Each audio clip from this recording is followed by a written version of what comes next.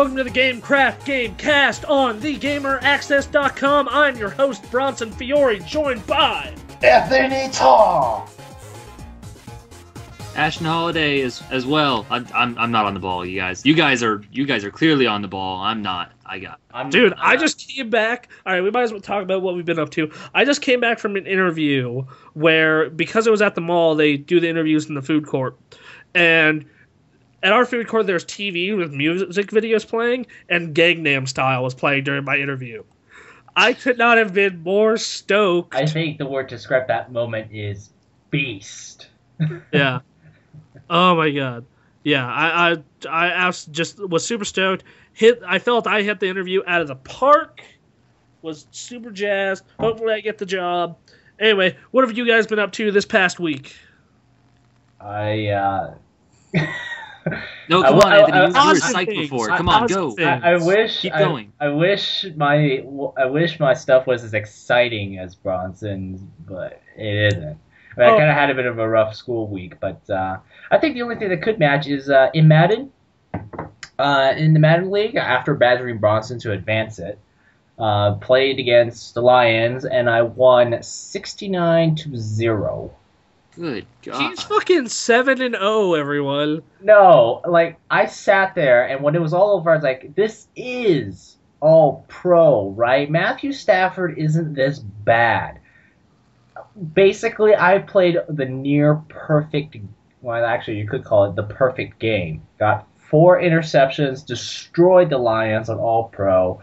I went from 26 on total offense to number 8 in total offense in a single game. I just sat there and this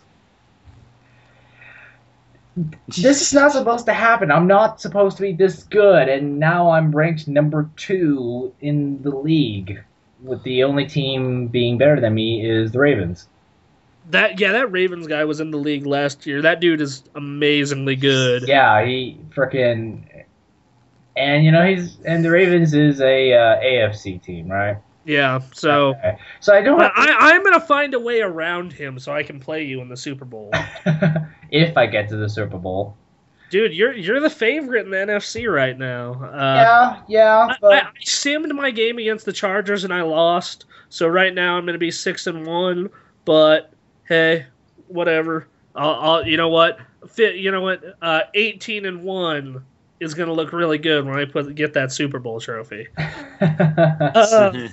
Talking smack to the rest of the league here. Anyway, I played actually, every game I've played in Madden in the league, and most of my games online, have been shootouts.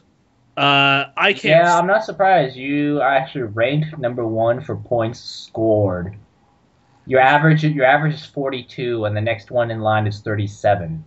Yeah. That's a pretty big gap right What's there. up, everybody? You have to stop Peyton Manning and Demarius. You have to stop the Broncos from scoring. You don't stop Peyton Manning and Demarius Thomas. You can only hope to contain them. Anyway, basically, for contest. Yeah, basically. Is your only hope. Well, what happens is I get, like, the Texans guy. The Texans guy was up 17-3. And I end up fucking up my lead, and end up winning 34-31. Like, that's what happens every time. I get these fucking leads, and then I fuck them up horribly, and then have to come back at the last second. I want to go back to my interview part one quick. Anyone who's seen the Gangnam Style knows the part in the elevator. Man. The monitor's right behind the guy who's interviewing me, and that part comes up, and I have to resist laughing so hard. God. Oh my god. Like, I'm super excited, but I'm just like, first off, I want to get up and dance to it.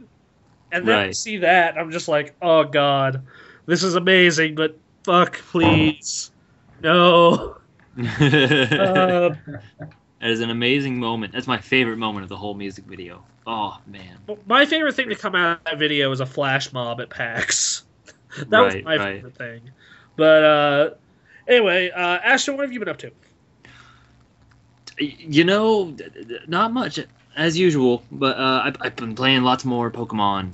And I'm warming up to it, and despite its inherent ridiculousness.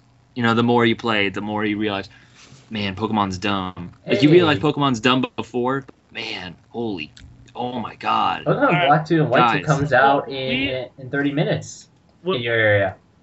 Yeah, we talked. Not 30 minutes. Comes out 24 sorry, hours. yeah, Sunday. 24 Sunday, hours. yeah. Hey, don't scare me That's like that. fair. I'm trying to beat this game before I arrive and pick it up and start playing it. Sorry, I thought it was Review. Saturday for a moment. But Yeah, so so what I'm trying to do, I've got all the 8 badges, so now I have to go through the Pokemon League and pray to God that getting through the Pokemon League is all I have to do, despite the fact that I still have unexplored cities and routes and caves and castles I'm still gonna to go. say getting through the Pokemon League is gonna be interesting. It's already interesting. I don't know how to say it without spoiling it for you, though. Yeah, don't. I want to have fun with this, but right now I'm just trying to grind up all my Pokemon to an acceptable level, and that's the worst part of Pokemon for me. So I'm just gonna I don't do a know. lot of that, bro. I don't know why. as long as we're talking about RPGs and like picking up games. So last week when I was at the mall, I saw the Cataclysm Collector's Edition. Oh yeah. And I already bought Panderia, and I was like, well, it's $40. If anything, I'll enjoy the making of DVD and Little Deathwing. That's at least worth $30, and I don't know, having a hard copy of the soundtrack would be nice. So I go and I pick it up, and I put the two next to each other, and now I have to go hunt for the other two new. Because of this, now. I have been put on a fucking quest. Well, You did this to yourself. Bronson, I hope you enjoy trying to save up $2 or $3 grand. Should the day come, you need to hunt down the original. Oh, fuck that. I've given up on that dream, but I can at least get Wrath and Burning Crusade. Yeah. Like, it just looks so cool when they're all shelved together. Right. So, anyway, I'm trying to burn through what I hope is the rest of the story in the next 24 hours, while also trying to work, and then arrive Sunday morning to pick up Black 2 and get right to work on it for a review. Speaking of review copies, Little Big Planet 2 came late because Sony had that PR firing and... Little Big Planet 2? Not Little Big Planet, sorry. Yeah, Little Big Planet 2. Yeah, I was like, what? No, Vita, sorry. Little Big Planet Vita came in the mail late because Sony PR, they had that whole upheaval, and it was hard finding the right person to talk to get a review copy, especially because we talked to him so late. So PR is such a great business. So instead of getting a code, they had to send me a hard copy. So that's why it took so long. But that came in the mail today. I played it a little bit on the bus. I'm liking it so far. I really like the Vita stuff they're doing. Like it's natural. Like oh, he's on this pad. Flick the pad up and he'll fly up into the air. Like it's stuff like that. Like it's intuitive. Or like, hey, these blocks are indented into the background, and you need to push them up so you can build a stairway. And you just tap on the back pad. Okay. Yeah, it's really smart how they did it. But so I played a little bit of that. Another game I played only a little bit of so far was Resident Evil 6. Mm-hmm. Interesting. So at this point they've just abandoned being a survival horror game. Yeah, that sounds about right. They just completely given up, no hope.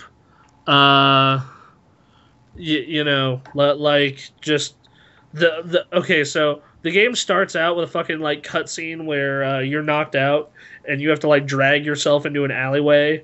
Then you get it slows down for a little bit to get a healing item. Then a zombie comes up and you shoot it and have a melee fight. And then you're fucking running away from a helicopter and a horde of zombies. And then you have to run up from a bunch of exploding shit onto a helicopter. Then the helicopter, you're in it, but it's starting to crash, so you have to do a bunch of QuickTime events. All this shit is QuickTime events. It's either mild shooting or QuickTime fucking events. I was going to ask, because it sounds amazing. That's definitely an action movie right there. Like, seriously? This is all fucking QuickTime events, and it's kind of irritating. Like, the only thing that isn't is the shooting parts of the zombies on the highway and the running to the helicopter. In the helicopter, as it's crashing and shit, all QuickTime events. Move the stick around and around and around until a point. okay, press this button at a certain point. Press this button at a certain point. And that's all I played so far. All I did was the opening act because I had to go take care of stuff. Melee seems horribly fucking broken, and the shooting was okay. Well, they have to demonstrate to you that punching is the ultimate weapon in zombie fighting. Well, no, I don't mean broken in a good way. I mean broken in like... I know. It's just like, man, the fist is the most powerful weapon in the world, bro. Like, I mean broken as in, like, a zombie's on the ground, and I try and melee him to stuff his head, and it fucking smashes his body, and it doesn't count as I did anything. So I do it again, and he misses again. Oh, okay. So basically, your punching is retarded. You don't know... your punching and your stomping is fucking... As if you don't even know how to use your body parts correctly. Yes, exactly. Wow, that's great. Okay, and then the other game I've been playing, Borderlands 2, not much new to say about it. Continues to be funny, continues to evolve the story. Which version do you have? Borderlands? Yes. PS3. Darn it. I got PS3 because my roommates from PAX got PS3, and my friend Matt got PS3, and Mitch got PS3. So. Yeah, you see, the version I borrowed always happens to be the 360 version. Well, that's because Kenneth. I know. He buys the incorrect system. I'm sorry. Really? So the less social system is the correct system? Yes. People suck. Therefore, PS3 is superior. Yes. People suck, which means Xbox 360 sucks, which means PS3 is superior. I don't know if I trust his science. Logic, accurate. Gaming logic is amazing. Nonsense nailed it. No, I'm fine with the 360. Obviously, I can't wait for Halo 4. I'm really looking forward to it. But sure. But I tend to get my games on the PS3 because I prefer the controller and more of my friends are there. I think I prefer the 360 controller, but the PS3 is less annoying. Yeah. The 360. Well, yeah, navigating that menu. No, and it's not just the menu either. It's just political ads, more ads, and I don't know. Xbox is just annoying, getting increasingly annoying as the years go by. Yo, bro, do you want to play one of your older Xbox? Yo, bro, let's check out some politics with Romney and Obama. That doesn't I'm bother fine with the politics. I'm totally okay with I'm sorry. them. It's like I turn on my game console and I'm greeted with political news every flipping. That doesn't bother me as much as fucking that doesn't bother me as much as like the fact that I haven't played Geometry Wars in a while. I kind of want to play Geometry Wars. Okay, I clicked on Quick Play. It's not here. Okay, so where do I go? Okay, I slide over to the Games tab, and then I hit All Games, and then it should be under G. Okay, that's a problem. Yeah, it has. Because on PS3, it's one of two things: over twice, down, or you can set it to where it automatically goes on game first, in which it's just down. Uh-huh. Right. Yeah, Xbox, like I said, Xbox has usability problems and gets increasingly annoying as the years goes by. I mean, I'm not sure what's more annoying, these fucking, the firmware updates with Sony or the Microsoft ads and trying to find games. Well, and hold on, Joe wants to join the show, everyone. All right, let's bring him in. So... yeah, it's irritating. I love the ads. I love the ads for. Hey, Joe. Hey, Joe. Hey, everyone. Joe is late to the show, but he's here. Yeah, I was playing video games, and you kept calling me and interrupting my video games, and it was really annoying. Hey, Joe, what are we doing on Sunday? Oh yeah, thanks for reminding me. Oh yeah, that's right. The Italian Culture Festival. Yeah, Italian Fest. What's up? We're Italian. Good thing you reminded me, because I would have forgotten. Yeah, so we're going to be going with Tori and maybe a couple other people, so... Wait, what the hell?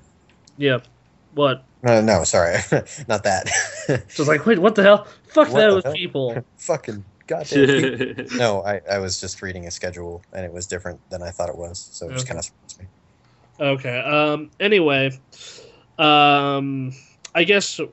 So, Anthony, where would you leave off? I'm sorry. Xbox 360 dashboard has usability problems. Okay, yeah, that's like freaking. Yep. I don't remember the Xbox Blade dashboard having that kind of problem ever. Partly because it I'm wasn't. trying to figure out like what's more annoying: turning on my PS3 and having a firmware update, or turning on my Xbox and Well, trying think to about it. The firmware update is once every 3 weeks, whereas the Xbox Live dashboard is every flipping time you turn it on. Every time I turn on the system. Yeah, which is why it's more annoying. Like PS3 firmware updates, yeah, they take forever, but it's not like I have to do it every single week, like a antivirus definitions update or whatever. Or with my virus database getting... Although it is quite annoying if you put in a new game on the PS3, you almost always have to download some update or do some... If it's not brand new, almost always. If it's not brand new, you're guaranteed. Like Mass Effect, like 200 fucking megs, like bam, right off the bat. Yeah, but even if it's a brand new game, you still have to do a disk install. Once. Not always. Borderlands didn't have an install. Yeah, that's good. But if it doesn't have an install, usually it takes forever to load off the disc. Uncharted's a good one because you usually have to wait a little bit before everything's okay again.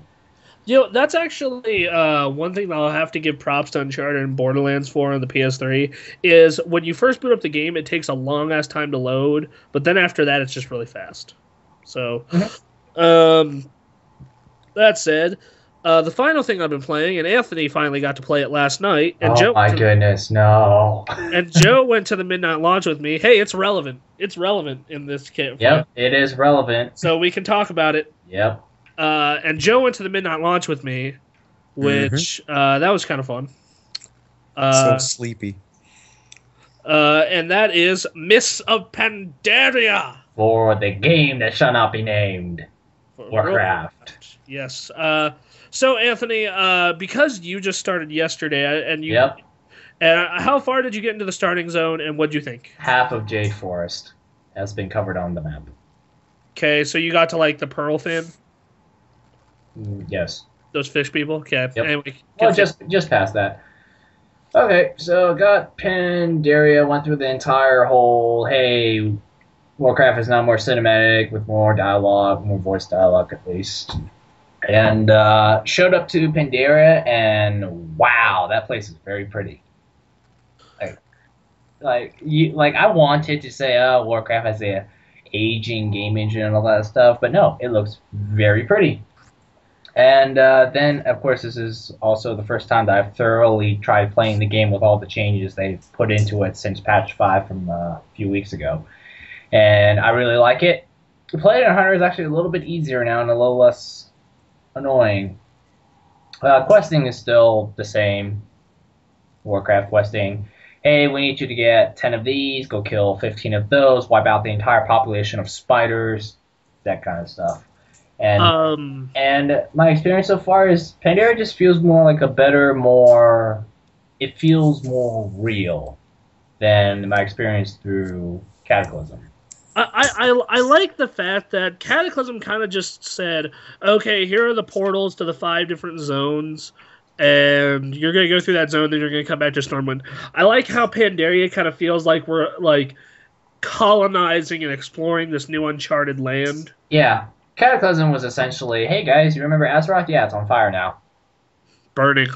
Yep. Granted, it was really cool. A lot of people shortchange Cataclysm, but it wasn't the actual expansion that sucked. It was the patches that sucked.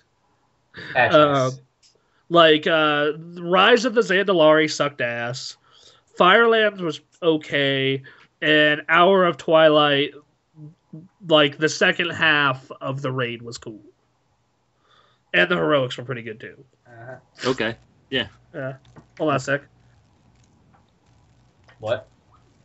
One thing that I will say about Pandaria is I've already maxed out my mining, and I am becoming rich off of it. First off, I'm just gonna say this: mining ores are everywhere. The northern half of the Jade Forest in the mountains by the monastery, questing, I collected 8 different stacks. I made 1,300 gold in one night. Yeah. Like for me, and once you do mine all those stacks that are littered everywhere over that region, you go to the auction house, and I decided, I'm going to sell 5 stacks of these for 100 gold, and literally within 2 minutes, someone bought all of it. Yeah, no, I love, like, I do all my auctions when I'm about to stop playing. So I go in, I put 12 stacks of ore down, 1 stack of exotic leather, and I wake up in the morning, I check the Armory app on my phone, because now the auction house and chatting with your guild is free on the app now. Oh, okay, that's good. And I check the auction house app on my phone, and it's like, everything sold, you have 1,350 something gold waiting for you. Oh, damn. And I'm like, cha-ching! And then Yeah, right about now is about a very good time to make lots of money with the new Rs. Unfortunately, when I was looking through the auction house, and I envisioned this being a news story. On today, in Auction House Watch, obsidian and elementary ore prices have crashed through the floor. A price crash has occurred in which each stack has sold only 20 gold each, which is very poor. Basically, the price wars has pretty much destroyed the markets for that stuff. Do you know how much this isn't until later on for skinning, but do you know how much a stack of exotic leather is worth? Right now, it is about because last I checked, I got 150 for mine. I think it's kind of fallen down to 100. Still, that's an ass load. Of course, you always have those idiots on the auction house that sell one of each item. God, I hate those people. And I have to keep clicking next. Okay, now I can see prices for stacks of 20. So they still need to fix that. My experience is the questing is better, and there's like more interesting quests. Mm-hmm. Like I really like the one where the pearl fins onto the future. I like the opening one where you have to bomb the horde town. They've got airstrikes. Yeah, the airstrike one was cool. I like the one where you have to go in that temple and fight the horde warlock, and he turns into one of the shadow people, and you have to fight that. That was really cool. And then later in the Jade Forest, you have to train at a monastery with a bunch of monks. Great. That was super cool. I'm loving pet battles. Like I feel there's, and then like later on there's farming, there's dailies, challenge mode. I feel as though Cataclysm was kind of something to bring new people in, and yeah, and for me it worked very well. And to like draw people in, I feel Panderia is for people who are already playing and were somewhat disappointed with Cataclysm. Well, they certainly are doing a very good job on making sure that you will not buy any other game for the rest of the year because leveling is so slow. It's not that bad. By the way, everyone, Ashton got the blue screen of death and he says he won't be back. So just got that text. Oh, that's fun. Joe, what did you think of the midnight launch of Panderia? Well, it was nice to see that everyone was so excited about it. Like, that's one of the best things about going to a midnight launch is just being able to see all the people who just want that shit right then, right there.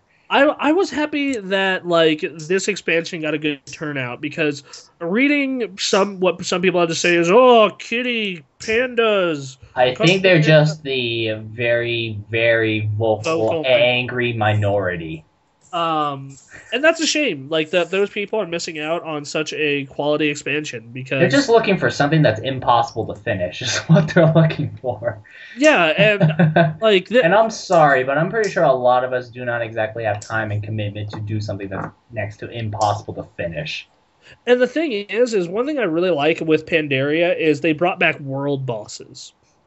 So for those of you who don't know what world bosses are. They're bosses that just roam out in the open and randomly spawn out in the open in areas, and you have to kill them. And they take a 30 to 40 man raid to do, and like there will be, and the thing that I've kind of started to notice is there will be like people looking for it, like scouting for it out in the area, and they'll like call their entire guild and another guild, and you'll see these two guilds like racing to go tag this enemy, so it's their group's kill. Like that was super awesome. Guild competing, that's cool. Another thing I liked was in dungeons, the quests only give you loot that your class can use.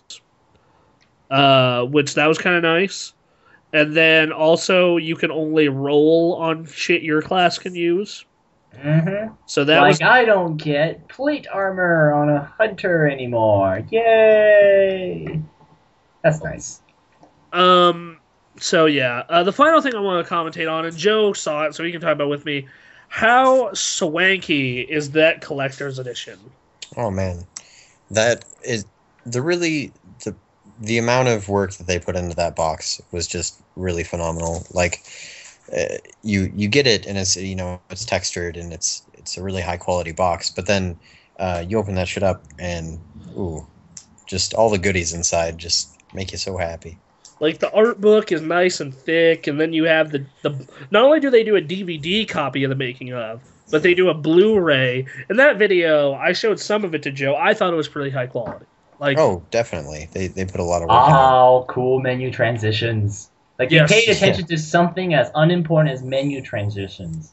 That's good. That's good. and they and then one thing that I really liked about that was the soundtrack. And the soundtrack's really good. Yeah, I noticed the music a lot more now in Panderia than I did in Cataclysm. It's so good, isn't it? Yeah, in Cataclysm it was just, hey, here's some atmosphere tracks that will put you to sleep one day. Whereas in Panderia, it's like, ooh, you know what? I'm actually noticing the music that's playing, and you know what? It has a really good style to it. So Joe, I know you said you made a free-to-play account recently. Yeah, that's right. Are you gonna come, like, because the monk is open to everyone? Would you consider making a monk on our server? Because Cataclysm's out now, so Monk is open. Yeah, sure. I don't see why not. Yeah. I mean, I'm only going to be able to make it level 20, of course, but yeah. Very quickly. yeah, I'm sure it won't. I don't know how they made the leveling experience any faster, considering how long it took me to freaking get to 80. They cut 1 to 60 in half, and then they okay, wow, okay. and then they cut 60 to 70 in half, and 70 to 80 in half, and 80 to 85 in half. So really, so very it's much easier to level now. So 1 to 80 is cut in half. yeah, 1 to 80 is cut in half, and then 80 to 85 is cut in half. Oh, sweet! That means less time spent in Outland. That's really our only, only complaint about this game. Which gives me only half the time to make sure all the Felboars are extinct. All right. Like, I feel that's the only thing I can really bitch about this game now. Yeah, well, for me, the other major complaint I have is just like every time I play it, and right about now, I still have the same impression. It's consistently good. There's nothing really I could fault it, but at the same time, it doesn't feel great. And I'm pretty sure this is because I haven't been doing much social stuff like dungeon runs or guildies or basically doing stuff with people. I've done 2 dungeon runs and a couple of group quests, but that's about it. Most of the time I've been alone, but the solo quests have been so good. There's this one quest where you have to help this little girl stop the Jade Witch. Yeah, you go around and it's like, man, I dreamed of having children. And I'm like, oh, this is the creepy old lady. Right. Yeah, you got to her? You got to her? Dude, yeah. How fun was that quest when you're a sniper? Did you do just that? Like, yeah, it's just like, click. Click, click, click. And it was so sad when he names the raccoon and she shoots it. Yeah. And like Panderia is actually right about now. I think it borders on great. Cataclysm was good, but I couldn't call it great. I felt Cataclysm was needed, like it needed to happen, but as far as expansions go, it's my second least favorite. My least favorite is the Burning Crusade, and I know a billion fanboys are going to cry at me. The Burning Crusade was awesome. No, it wasn't. Compared to the new stuff, it's... No. Like, okay, having to fucking farm regular dungeons to get rep, to get gear, to farm heroics, and to get attuned, to get into the first raid... that was a 10-man, and every other raid was a 25-man, was awful. Right. Something I kind of point out, this is not the raid, Bronson. Hey, you know what? It's relevant. It is relevant, but we kind of have to dumb this down so everyone can understand it. I mean, I understand. Okay, all right. You can definitely talk. all You right. can definitely talk about how the old days were bad, but we can't get too specific. Okay. or else Let me explain this. Okay, so to get into Rage, you need a certain amount of equipment or items that are good enough to get in there. Now, to prove your worthiness to run the raid. And what attuned is to get into a dungeon, you need a key. You need to do a series of quests to get a key to get into certain dungeons. Well, back in the Burning Crusade, to get into a raid, you had to run the regular version of a dungeon to raise your reputation with different factions, so they'd give you equipment and give you the key to go run the hard mode version of those dungeons.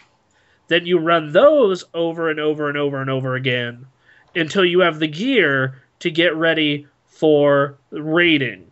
Thing is, though, once you have that gear, you need to go on a long-ass quest involving going through those same heroic or regular dungeons again to get the key, and also do a bunch of extra crap. And then you get the key and you go in, and you finally can do the first. Sorry. Yeah, as That's long. what I get for living in Midtown. I'm not that far away from you, so. No, I remember. And the thing is, EverQuest was even worse. Yeah. I mean, like, I've been reading this guy's blog, this Warcraft/EverQuest blog, and he's reminiscing about his days in EverQuest. And I'm going to go look this story up while you guys talk more about what you've been playing. Joe, have you played anything new recently? I've been playing old stuff recently. I've been playing Bayonetta, actually, which I've been picking back up so that I can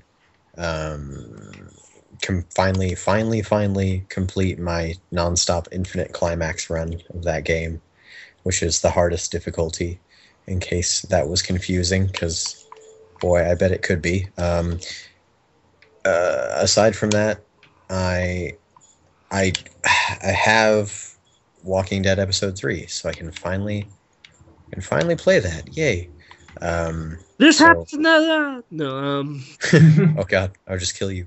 I'm gonna play the Resident Evil 6 demo probably right now. I played the full game. Yeah, like the first. It's not very good. Well, from what I hear, it's mega garbage. I know Kevin G. We've had him on the podcast before. He loved the earlier Resident Evil games, and he just fucking goes into a full-on monologue on Facebook about how shit it is. I was like kind of excited, like hopefully it'll be okay. Like I wasn't gonna mind as long as they delivered on what they said, where it's gonna be like Leon's campaign is the scary, more classic Resident Evil sort of style, closer to Resident Evil 4 than Resident Evil 2, of course, but still more spooky than 5. And then, Chris was going to be the more run and gun, and then Jake was going to be sort of like, hey, you're a mega badass, but also you have to face like the toughest stuff, and it's spooky and action, So from what I hear, they didn't deliver on that, and it's all action. So Jim did I quote Jim Sterling last week, his review from it? I think I did. So I'm not going to skip his. So I'm really good at I've definitely watched that episode. You quoted for Unscripted Access. Okay, I quoted for Unscripted Access. Okay, so I'll pull this. I'll pull this up then. It's a shame it's such a mess, because I was kind of interested in the Leon stuff. But oh well. I kind of had a feeling it was crap. Like I just had this vibe of, that doesn't look that great. But I have hope, and those hopes were dashed. So yeah. I don't know what's exactly going on with those massive Japanese developers. You had Final Fantasy that's not so good anymore, not as good anymore. You had Ninja Gaiden went down, and now Resident Evil's not very good either. That's not a very good trend. Hey, but Silent Hill has been on the rise. It has been on the rise. So But aside from that, like, my only bastion of hope is Platinum Games.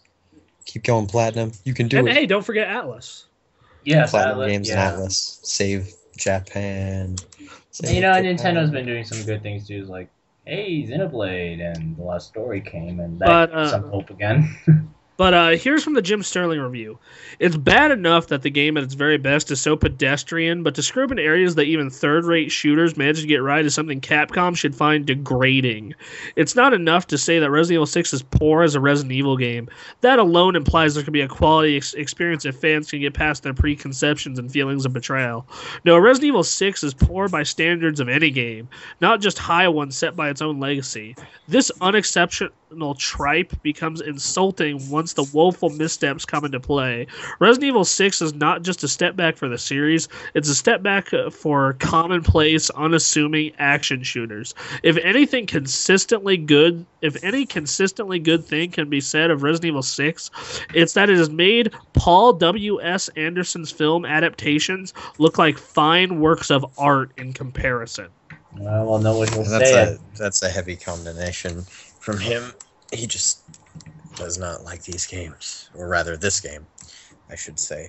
And let's be honest here, they have been going down into a burning ring of fire. Yeah, down, burning ring of fire. But anyways, someone get their guitar. Oh wow, ooh, okay. As I play this here slightly, this is some weird. What the fuck? Brad Shoemaker. Controls. God damn it. Brad Shoemaker, by comparison, says Resident Evil 6 may be the most lavishly produced bad game in history.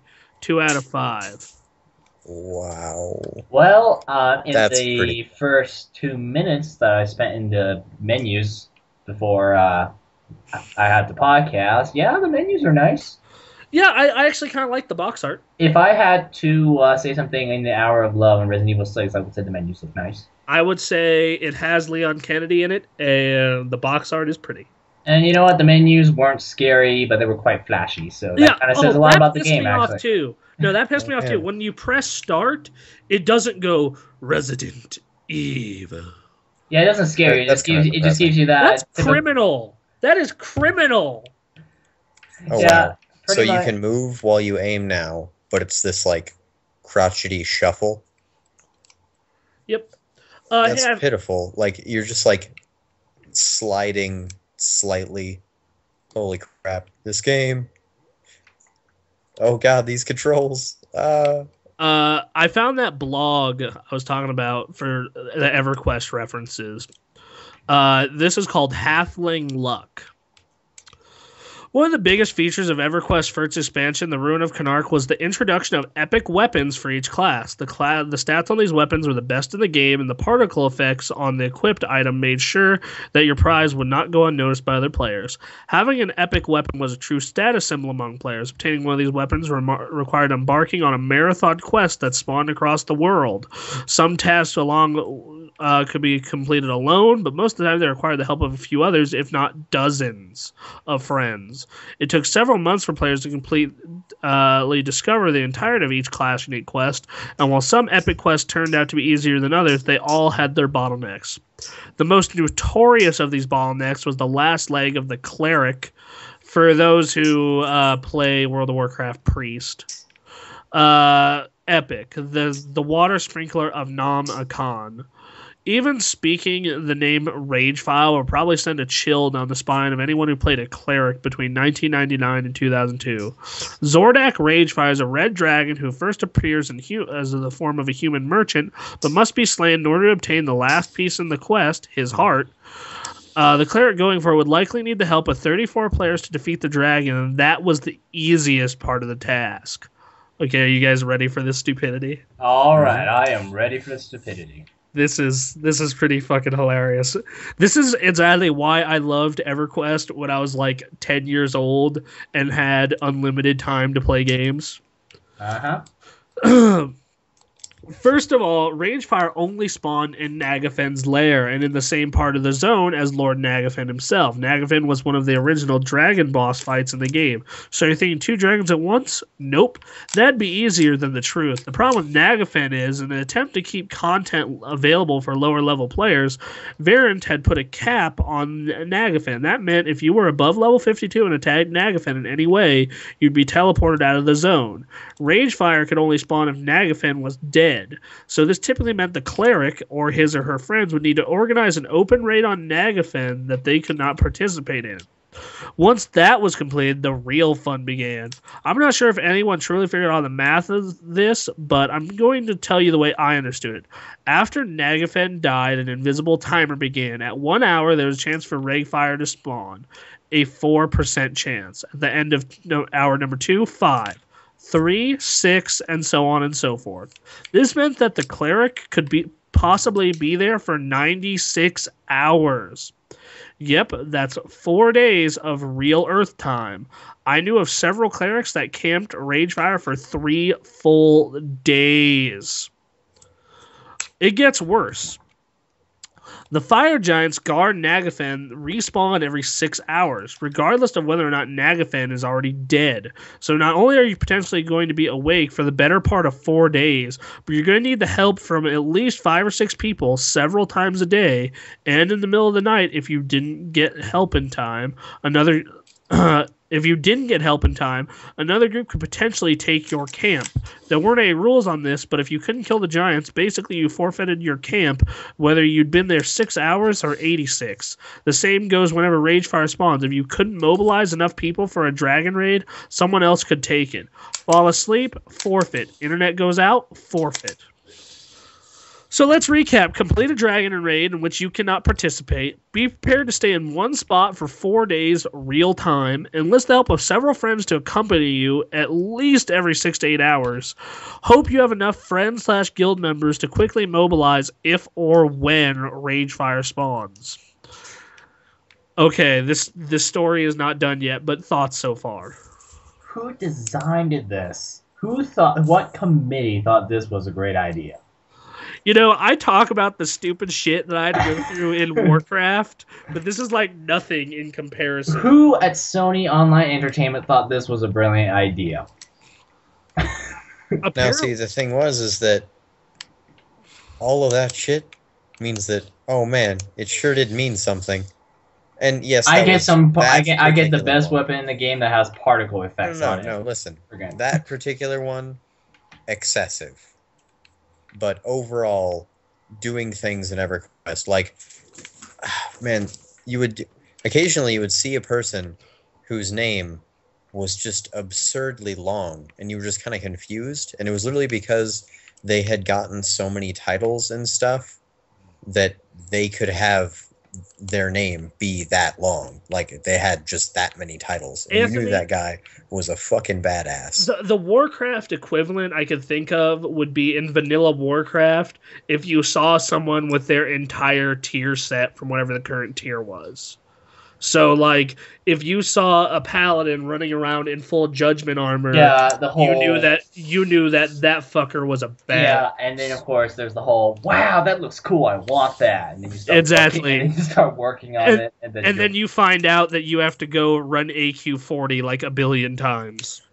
Oh. Shit. So I'm gonna finish the story. Clearly, this camp was a test of endurance, camaraderie, and sanity. And keep in mind that this is only the last part of this epic quest where many steps leading up to this task. Why am I telling you all this? Because it was the most ridiculous, shocking, lucky, unbelievable moment I have ever and will likely ever have in a video game. The server was down for maintenance. I told my guild I was going to attempt the claim camp once it came back online at noon. The server being down guaranteed that Nagafen would be alive, which meant we would immediately need to get together to pick a raid to take him out. I was level 58 at the time, so I could only help organize it. It took about 6 hours and included one of my paladin friends / guildmates dying on purpose multiple times to de-level himself from 54 to 52 so he could lead the raid.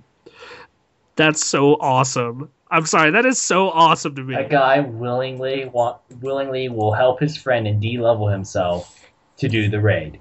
The Dawson. thing is that like leveling up in EverQuest took way longer than it did Wow. in fucking Warcraft. Even vanilla WoW, like even like No, like even vanilla WoW was way faster than EQ by a long shot. Like leveling up in that game takes a while. Yeah, so like this dude lost 2 fucking levels so he could leave the raid. Because it took so long to get organized to kill Naf again, that meant the fire giants were going to respawn soon. So 5 of my guildmates stayed behind to help me get on the first wave of giants after everyone else had left. They start spawning and we start killing them. Not long into this, the ranger in the group, Darvin, says, range fire's on track. Rangers in EverQuest had the ability to pull up a menu list. Rangers are like hunters, by the way, everyone. Pull up a menu list that almost any player or NPC within a certain range is spawning or that they're nearby. Of course, I told him to shut up, assuming that he was messing with me. His real-life wife, a dark elf cleric named Altaria, assured me that he was not lying. I couldn't believe him. Darwin immediately called out in guild chat for everyone to pull a 180 and get back in the lair. No one else could believe it either. Ragefire had spawned exactly 1 after the fall of Nagafan. Not only was the 1 hour insanely lucky, but at this point it was about 7 p.m. server time, meaning that almost everyone in the guild was online. Within minutes, I had an army of 50-plus friends and guild members ready to slaughter a dragon. And that's how it happened. And that's how I became the second halfling cleric on the server to wield the legendary. My only question at that point was, what am I supposed to do with these 2 cases of cherry coke I bought in preparation of staying awake for several days? That is very lucky.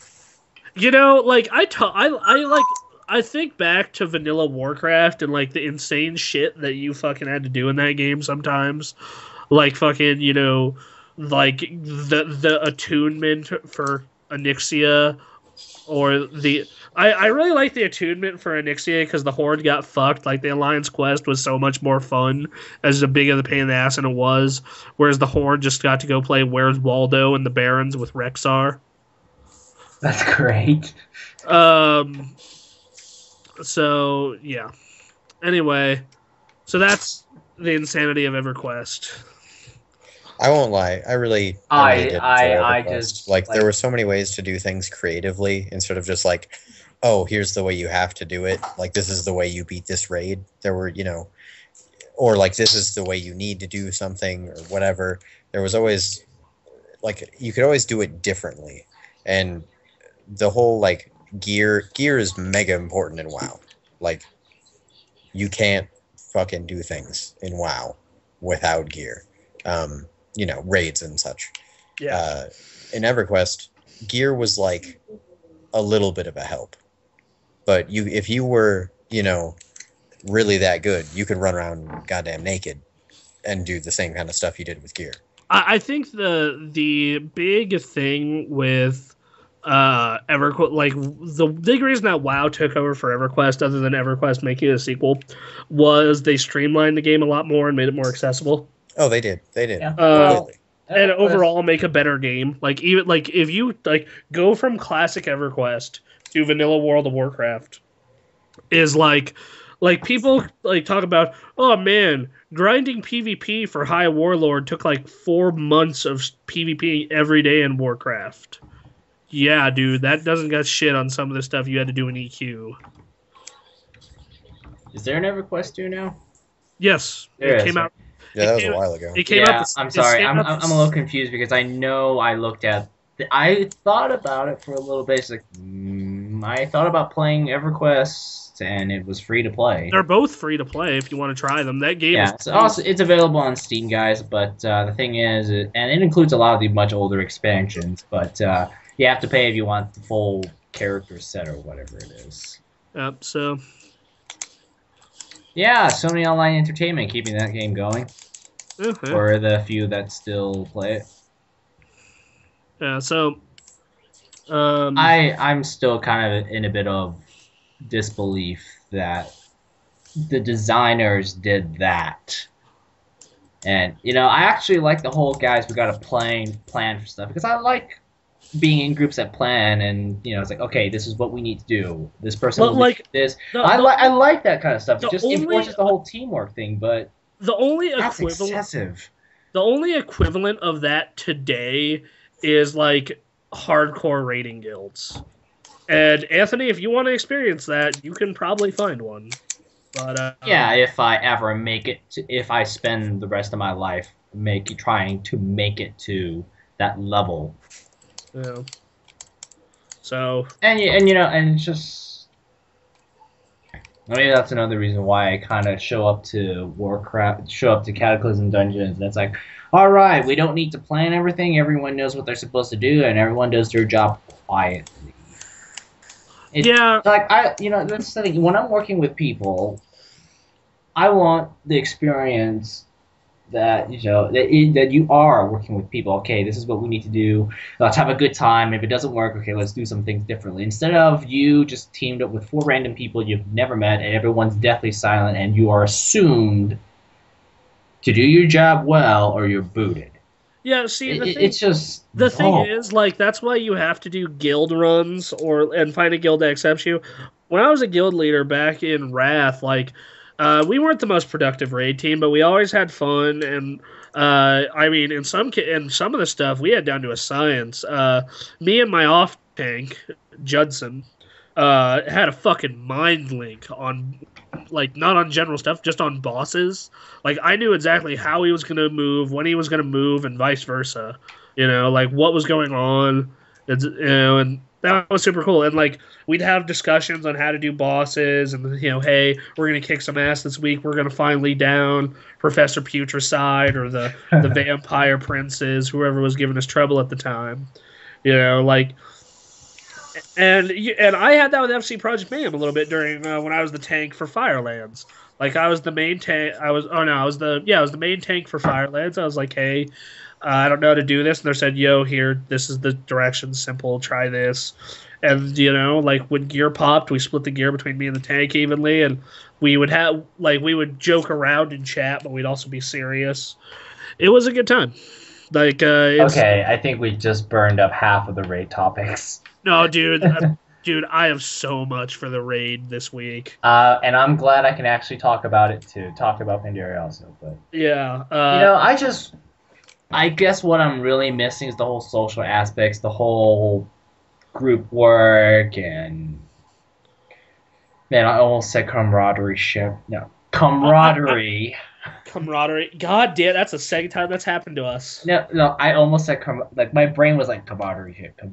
Like and my other brain was like, you are not Bubby Brister. Just say camaraderie. Exactly. But I guess I'm just missing the whole camaraderie part of it because I was never there in the days when everyone was still around and frickin' all my friends were there or whatever. Like, I guess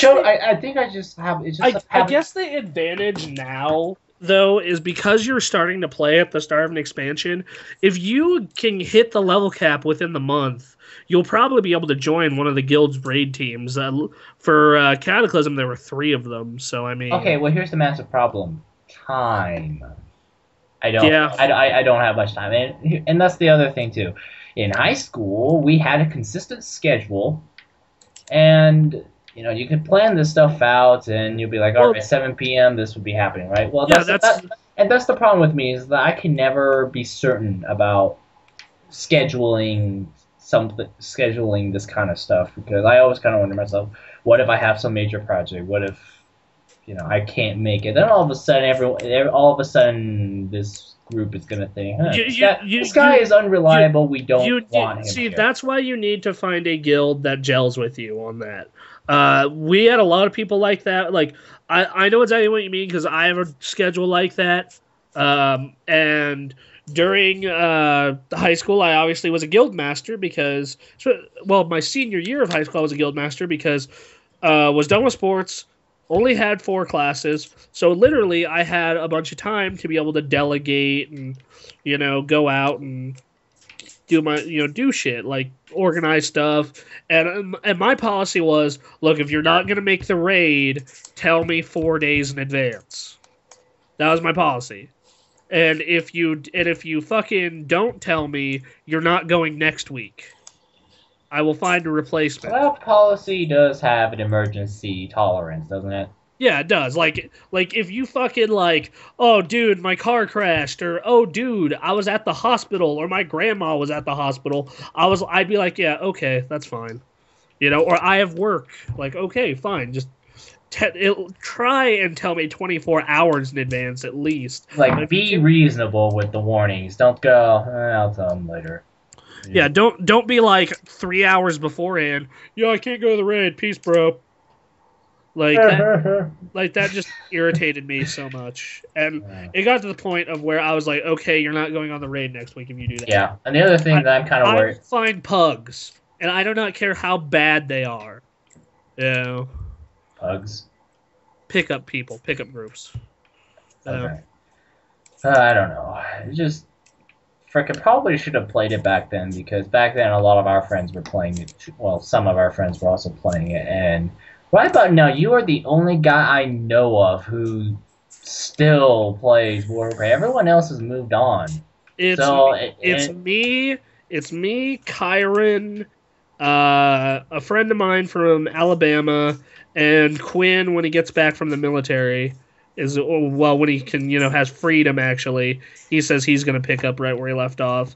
That said, I think Joe should consider getting into it, because he can do recruit a friend with me, and he can get a lot of gold and cool shit. Joe. Perhaps. Sorry, I'm being distracted by Resident Evil 6, and it's... Boy. Maybe I should play that great. Too, but my Xbox will get too noisy, so... Like, yep. This is P-bad. Like, being able to melee whenever you want is really, really cheap. Like, holy shit. I just run around and just destroy everything. Anyway, Anthony, move us to news. News! Actually, other games I've been playing. Oh, okay, real quick. Make this quick. Nothing. Great. Super. All right. So in the first thing of the news, the last episode of the raid actually racked up better view numbers than episode number 73 of the GameKast on YouTube. Not surprised. Hey, you know what? Panderia came out. People are looking for good Warcraft commentary. For when the raid isn't on, because I realize the raid is kind of a once a month thing when we're playing. Expect it to be a weekly thing now. It's checked it to be a weekly thing now, and if you want another excellent Warcraft themed podcast, check out The Instance. Nicely named. I like the name. Yes. As long as we're talking more Warcraft news, we'll go more in depth with this in the raid. But Mr. Panderia pushes Warcraft over 10 million subscribers again, and in 1 week, not including China, pulled 2.7 million copies sold. Nice. So all you people who said it was dying, ha ha ha ha, I was right, ha ha ha ha. Yeah, in my case, it was pretty much because I'm just finished with Cataclysm and there's nothing really new to do. And I'm pretty sure a lot of people thought the same and needed to save money. And they wanted a break, and that's understandable. And now that there's so much to do. No! There is seriously. I'm buying Halo because I'm a huge Halo fan. That doesn't count all the digital sales either, does it? No, it does not. That's just copies sold at retailers, not the digital sales. Because I got mine digitally through Battle.net. I wanted the collector's edition, so I went real deal, and I wanted to go to the midnight launch, so. Yeah. Before you jumped to the. Speaking of MMOs, though, City of Heroes cannot be saved and is shutting down at the end of this year.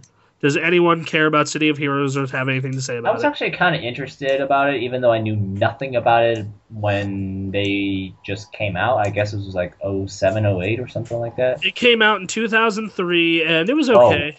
Okay. Yeah, because I just remember seeing quite a few advertisements, and it's just like, you know what, creating your own superhero is quite cool. Yeah, it was an interesting game. But anyway, what other news do you have? Yeah, 17,000 views of the raid on YouTube, or something like that. So, hey. So, okay. And to you guys, please comment. We got 0 comments on those episodes, and we kind of like to have questions. Does our show suck? Is it mediocre? Is it good? What can we do to make it better? For those of you asking, because you know I'm the big lore guy, I will review the new book soon. I don't know when, but soon. Bronson is quite busy with teaching his Warcraft lore classes. So yes, it'll take some time. I'm in the middle of reading the book, so I can assign it. But Jaina Proudmoore, Tides of War, I will get to it eventually, but busy. So. Okay, let's just hope that we're done with MMO news for the night, because apparently there's this new live action thing for Halo 4 called Forward Unto Dawn. Yeah, they promoted that for a while now. Yeah, I watched the first episode. It's pretty good sci-fi, pretty good special effects, and the collector's edition of Halo, you get all of the entire series edited together as though it were a film. Yeah, so, I've just noticed the ads for it on YouTube, and they probably need to do a better job because they're not convincing me that this is a good show. It's like, don't go do anything recklessly or you kill us all. And I'm like, how many times have I heard that in action movies? Come on, guys. You know what? For considering I thought it was going to be total shit, yeah, so... Not quite so bad, huh? Oh, dude, there are comments on the latest Unscripted Access. Not the latest that we record on Tuesday, but someone who talked about my opinion on The Last Borderlands. Can I call this person a moron?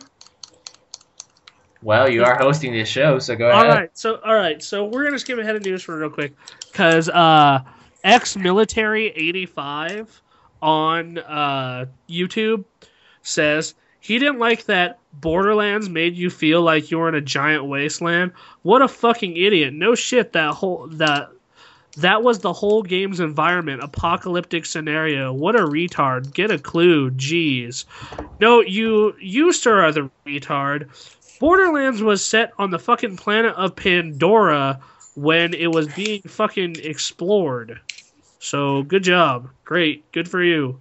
And even then, the post-apocalypse does not need to be miles and miles of fucking desert. Look at The Last of Us, motherfucker. Look at The Walking Dead. Okay, noticed. Not just miles and miles of goddamn desert. No. So. Okay. Yeah, Joe, do you have any commentary on this idiot? No, I'll let you take it. All right, good. Fucking idiot. Okay, go ahead. Sorry.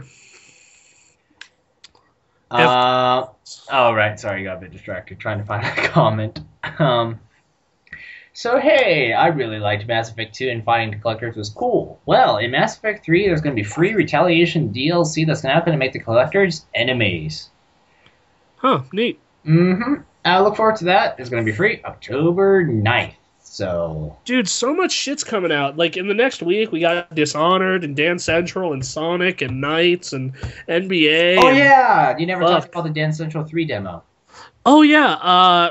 Moves Like Jagger is mad fun. The other two songs in the demo kind of suck. The motion tracking has been much improved. Okay. So, right. Yeah, like when that full game comes out, I think I'm going to dance to Moves Like Jagger like 6 times in a row. It's so much fun.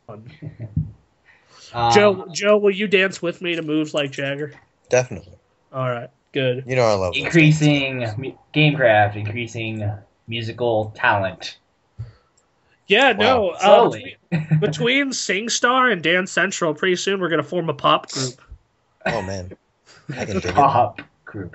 Great. One of us has to get started on a 4-chord song. Yep. Wow, so I just played the demo of Leon's story for Resident Evil 6, and that was poop. Like, at least Resident Evil 5 was like an okay action game, but oh god, those controls, man. See, the problem is Joe, that... you're not making me look forward to what I'm doing after this podcast.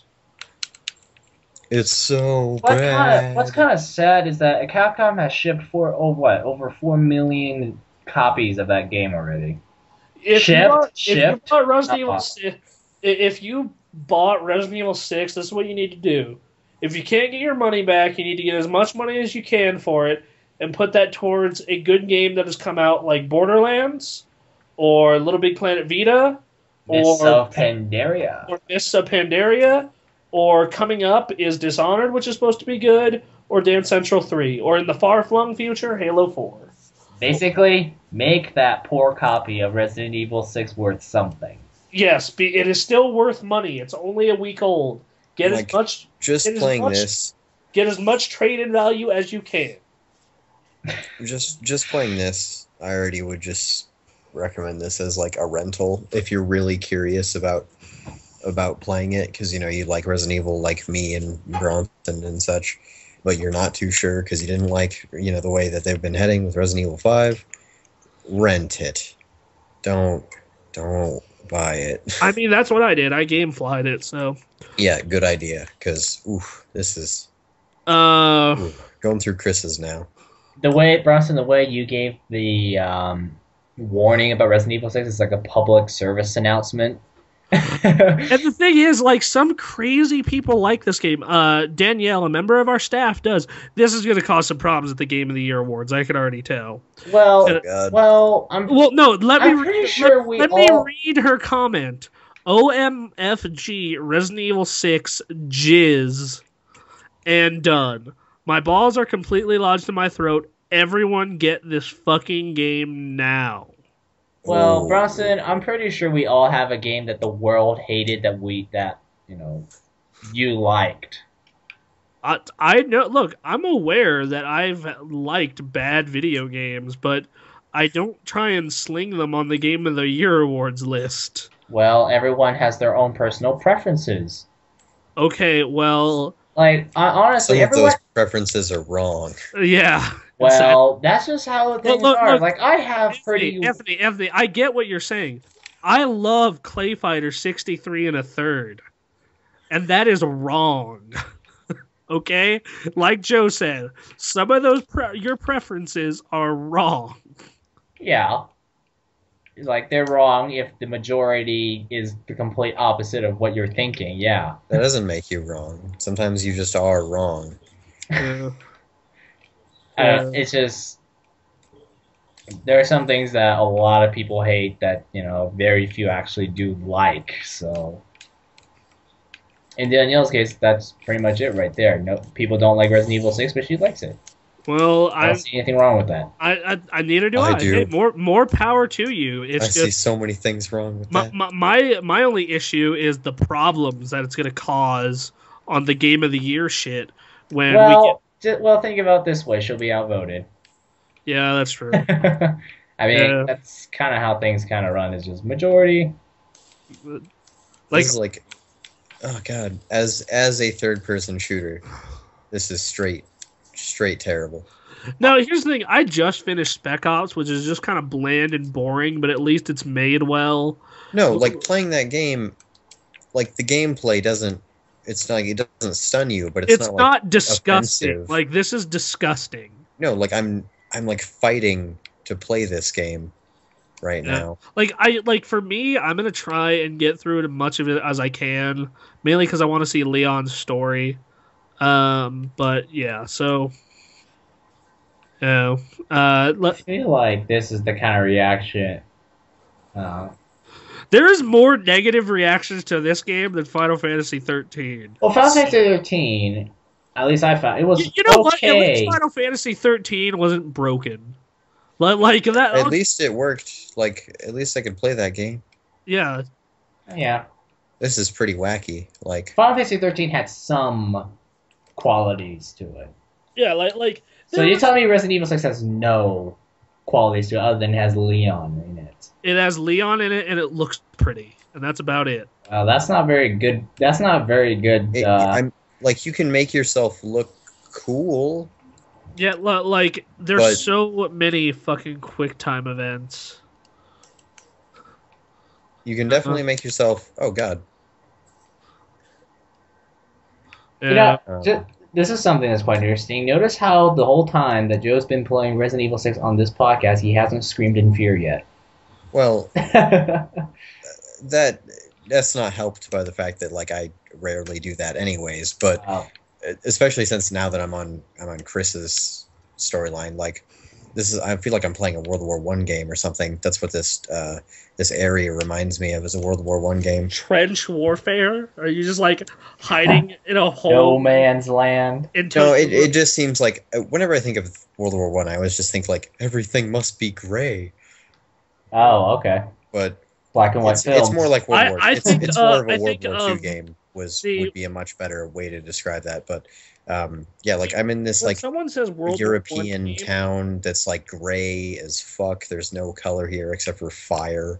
It feels really old timey. But then there's like me as Chris running around with like this submachine gun, you know, getting followed by like Humvees and stuff. So it's just kind of weird. I'm very happy that like I'm only gonna play enough of this game till like I can give a second opinion on it in a written form, and then I'm immediately gonna go back to the far better game that I'm reviewing right now, which is Little Big Planet Vita. Sounds like a plan to me. Yeah, that game is really well made, and like the creation tools really take advantage of the Vita. Like I just got a dude just came at me and he had a heavy machine gun in his hand, or a light machine gun rather. Like what am I playing even? What is this?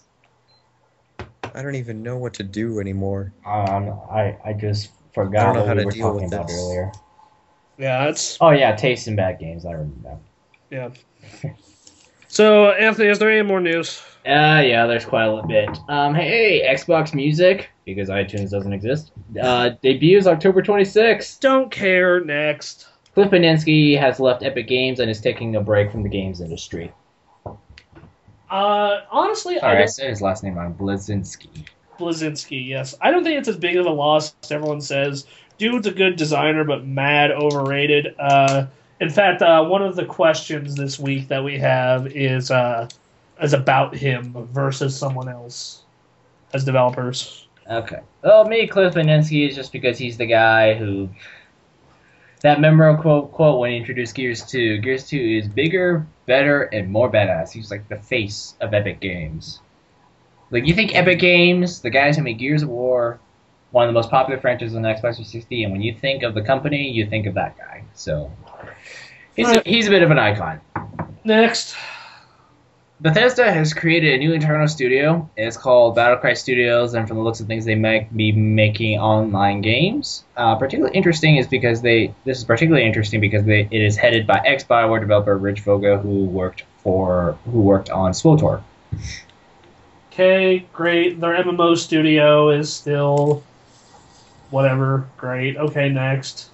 You really don't enjoy the news, do you? Yeah, none of these stories jump out at me. I'm sorry. Okay, because I just read whatever and just get a bullet point. Apparently, Microsoft is making Redmond kind of like their Apple product facilities because they're increasing security, especially at their product development areas. All right, well, good for them. Yep. More designing. Minecraft on Xbox 360 has sold 4 million. Not surprised. Popular. Yeah, great. Cool. The world Minecraft is a great game, but I'm just not into it. The world loves soccer, as it is apparent as FIFA 13 sells 4.5 million in its first 5 days. And I said this last week. Go!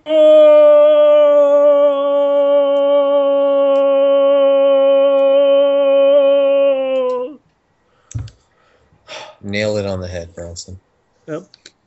That's what EA said all the way to the bank.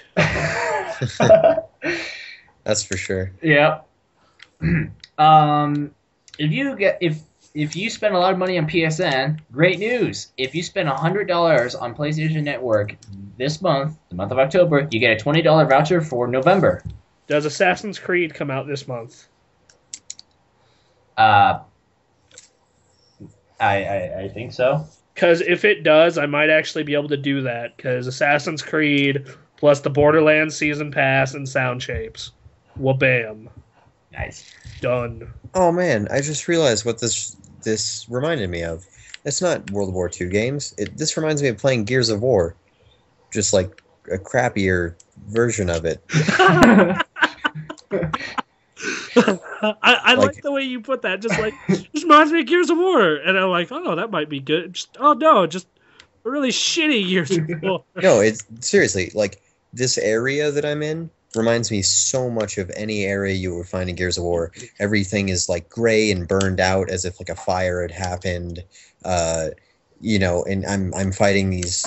I just fought like a big giant abomination thing, and it looked straight like anything you would find in Gears of War. A locust.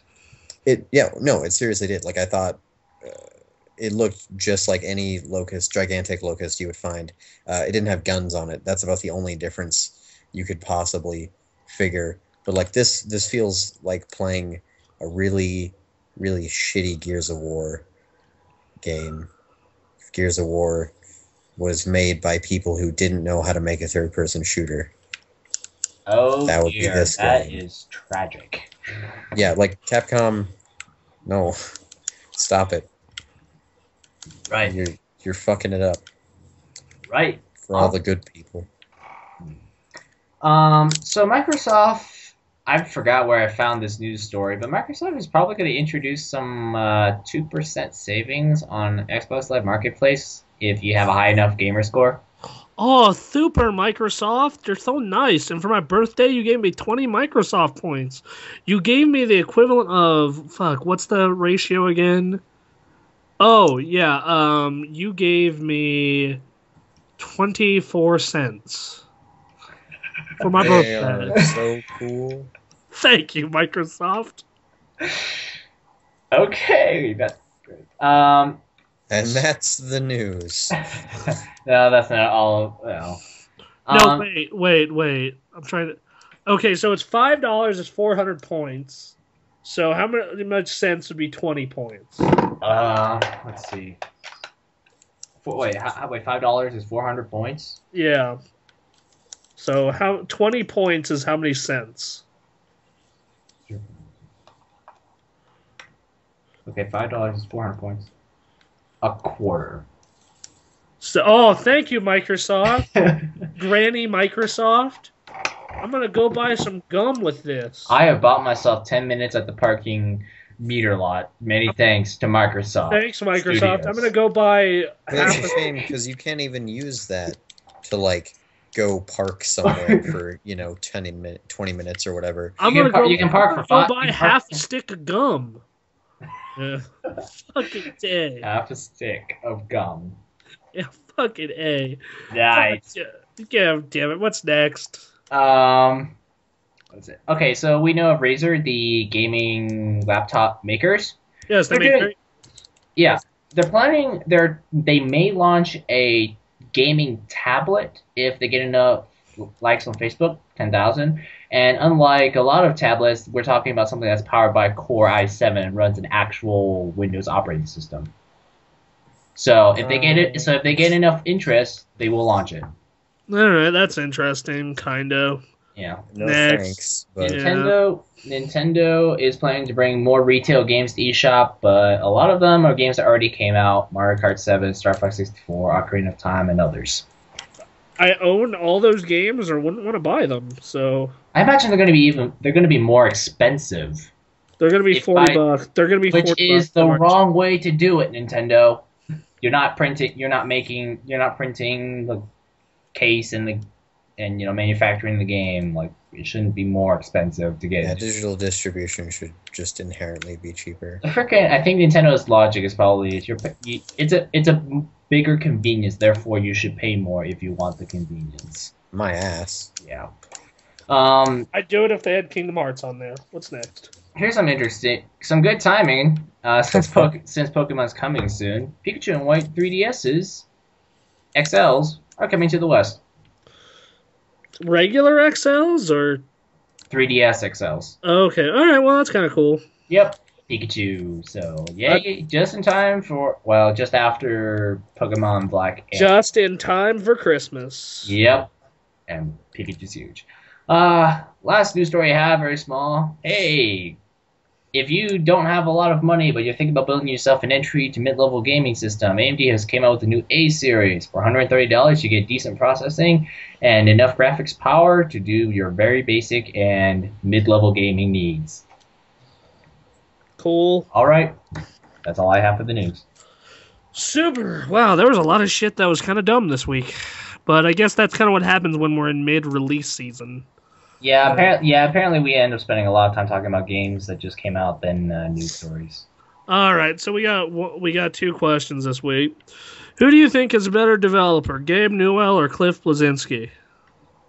Sorry, what? Who do you think is a better developer, Gabe Newell or Cliff Bleszinski? Well, man, I would probably... See, the problem is that I don't know what specifically Gabe Newell himself has designed. I can tell you right now. Just himself. I can tell you exactly what he worked on. Please do. Because I actually don't know. He has worked on Half-Life 2, Dota 2, Counter-Strike Global Offensive, Portal 2, Deus Ex Human Revolution, Dino D-Day, Limbo, Dark Messiah of Might and Magic, Half-Life 2 Episode 2, Team Fortress 2. Alright, you don't gotta keep going. It's already Gabe Newell. So, you sure he actually worked on these games and not just because he's the head of Valve? Yeah, that's because, like, developed as in, like, you were a part of the development team and not just because you're the head of the company. Well, because you could say Bobby Kotick, because he's CEO of Activision Blizzard, worked on this. Okay, well, these are games where he is listed as credited for. He is in the credits as working on them. Or he's been credited for them. So okay. On the flip side of this, Cliff Bleszinski. Alright, well, he has worked on... Gears of War, basically.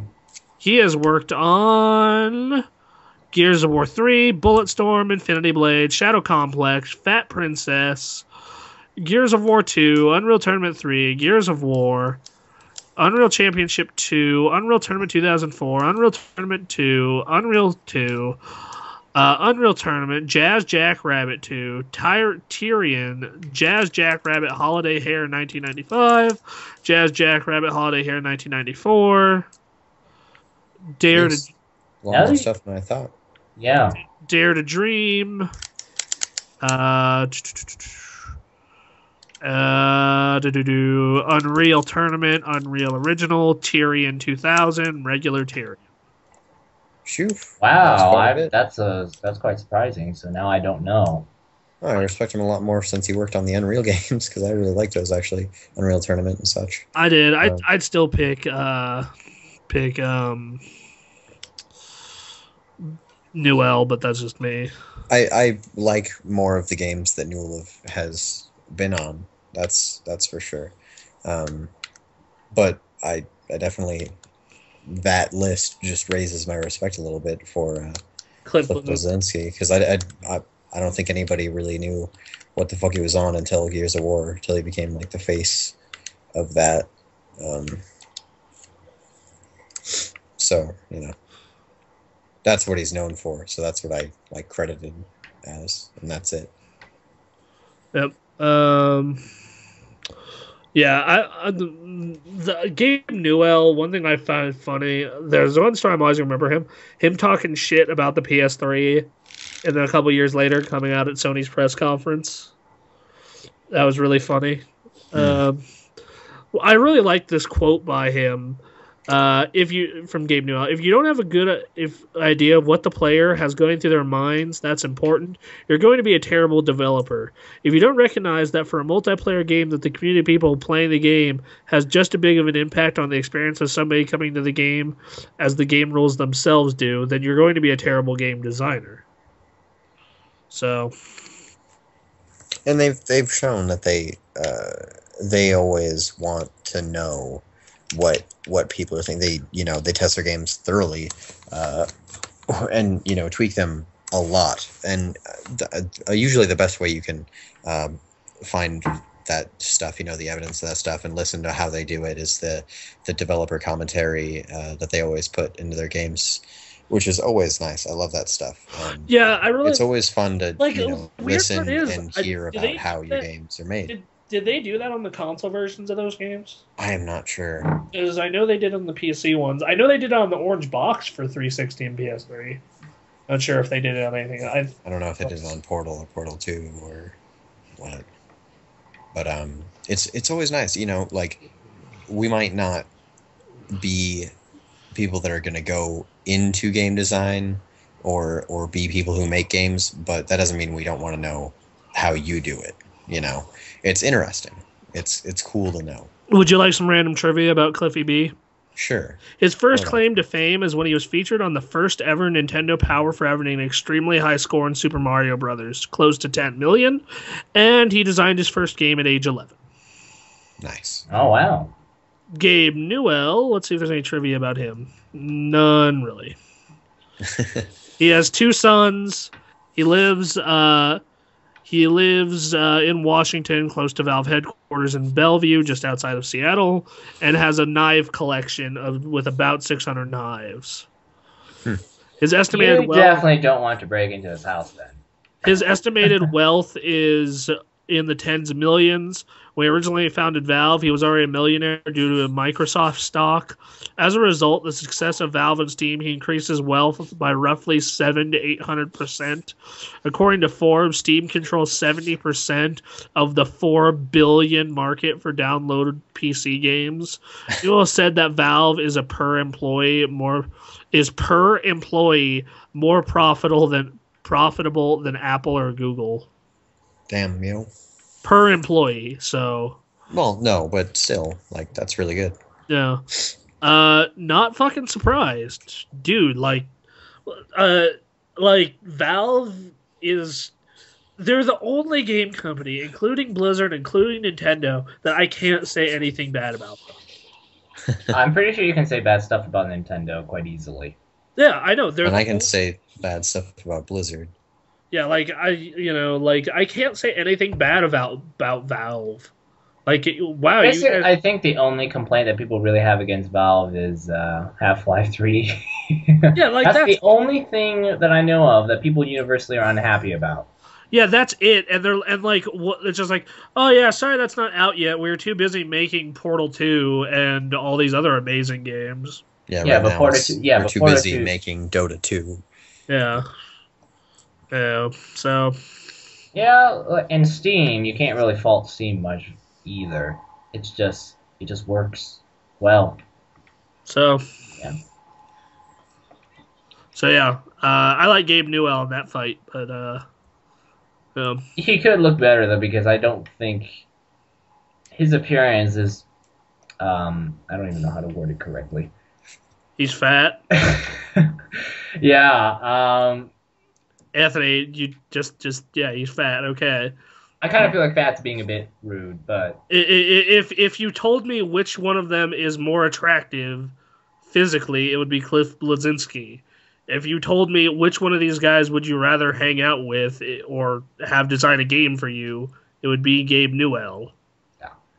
But anyway, so this guy says, long story short, some guy on base got kicked out and had to sell his shit. Sold his Vita to me for $150, and I have no idea what to do with it now. Bought Little Big Planet, Metal Gear, and Final Fantasy VII. I feel like I still wasted money. I always carry my phone with me, and if I'm at home, I game on my PC. If I'm on the bus, I listen to news or text. I feel like the Vita isn't for me, but then I look at all the games they plan to come out, and I'm like, why take so long? Why not now? All you Vita owners that enjoy it, will I enjoy this product for 10 years as Sony says? What did I buy it for? I have the 3G version, so I am legally to download Homebrew to put custom software on it. Maybe I should just do that and play old games I already own. You should wait for Persona 4 the Golden and play a lot of it. Now, not everybody likes Persona. Is there anything else? Luminous was really awesome. Uncharted is pretty good, but it has some problems. Stardust HD is interesting. Ragnarok Odyssey is coming out later this year, and it's supposed to be a good RPG. Final Fantasy 8 and 9 are both on the PSN store now. And Oddworld is coming out later this year, and Sly Cooper next year, and the Assassin's Creed for it actually looks kind of cool. Lady Liberty. Lady fucking Liberty. Fuck the American name. Yeah. Yeah. Right. Yep, so I guess that's it. So do we close the podcast or something? This awkward pausing is Yeah, killing it. it's awkward. Yeah, this is about it. So, this has been Anthony Ta. and Joe Litz. me, Bronson Fury. We'll see y'all next week.